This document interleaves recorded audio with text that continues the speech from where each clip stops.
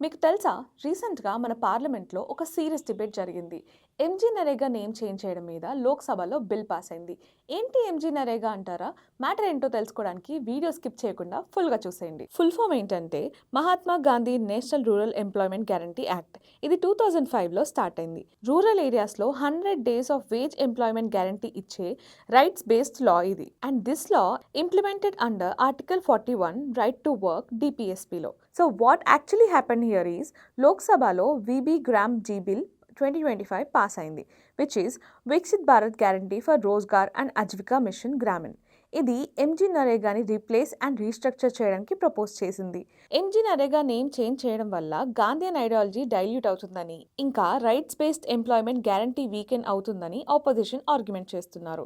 కానీ గవర్నమెంట్ ఏమో name change చేసింది కేవలం scheme rationalization and better target కోసమే అని, అండ్ ఆల్సో ఎంజీ నరేగాలో మహాత్మా గాంధీ నేమ్ 2009 ఎలక్షన్ కాంటెక్స్లో యాడ్ చేశారని క్లెయిమ్ చేస్తుంది.